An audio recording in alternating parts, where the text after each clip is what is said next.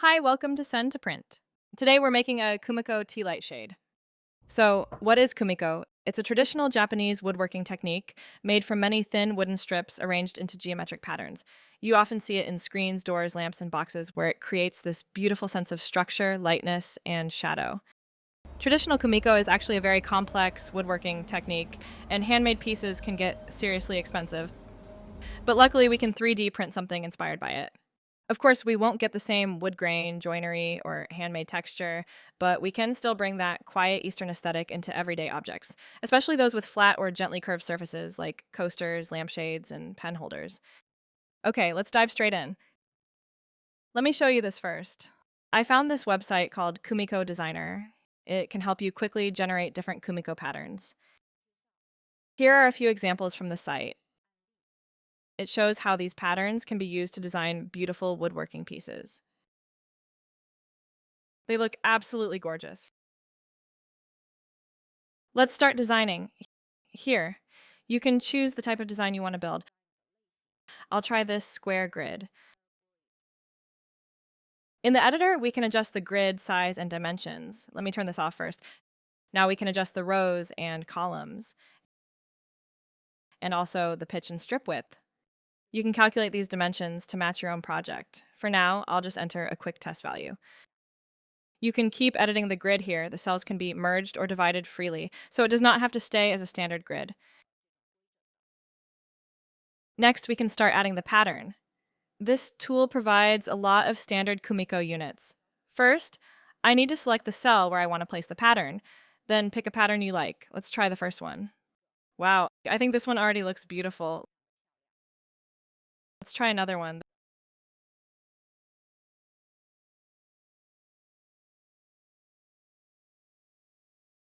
This one's great too. Now that we have a Kumiko pattern, my first instinct is to export the vector and bring it into Fusion and make something with this pattern. Here's the export button, and it gives us a few different download formats. Here it is. Choose the SVG and download it. Now I've imported this SVG into Fusion. Imagine using this SVG for a deboss operation. You would have to select every single opening like this, and you have to catch all these tiny areas too.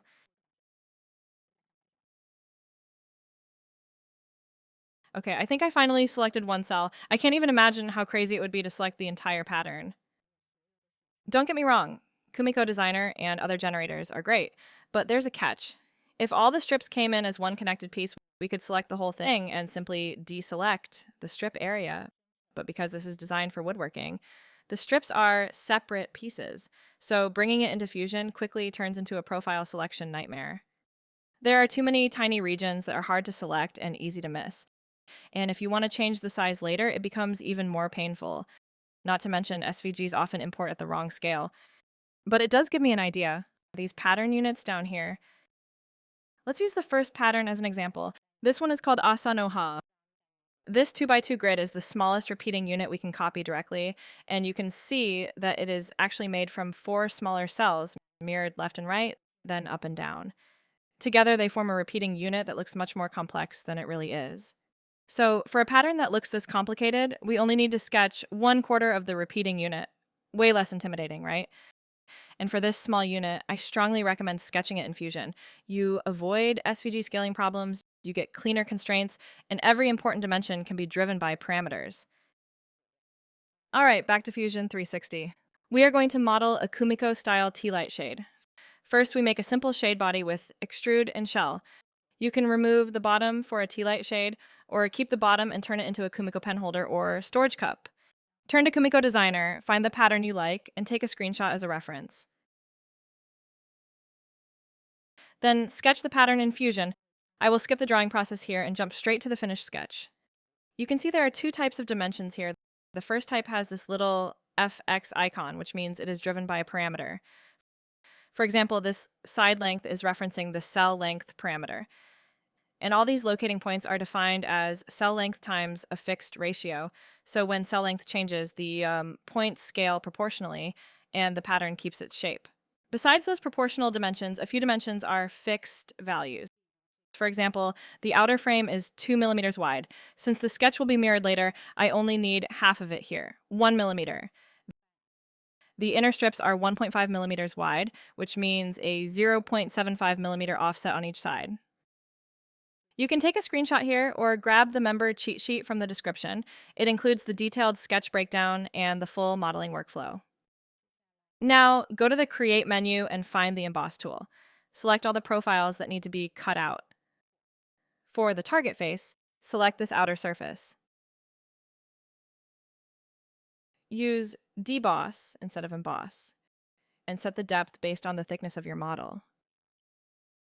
Now, the first quarter of the repeating unit is cut out, and the rest becomes much easier. We just need to use a helper plane to mirror it upward, then mirror it again across the YZ plane. And now we have one complete repeating unit. From here, things will speed up a lot. First, pattern it upward to fill the height. Then we use a circular pattern to wrap it all the way around. And just like that, we have a beautiful Kumiko shade. I moved quickly through the last few steps because I have covered this kind of parametric pattern wrapping in earlier videos. If you want the full breakdown, you can check out the video card in the top right. All right, since we built this parametrically, we can change the diameter and height directly in the parameters table. The number of Kumiko units will update automatically while keeping a clean margin at the top and bottom. Let's see if it works. Pretty slick, right?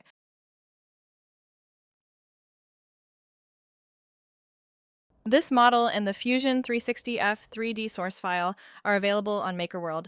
You are welcome to download and check the source file. Through this file, you can clearly see every step of the modeling and the parameters I've used.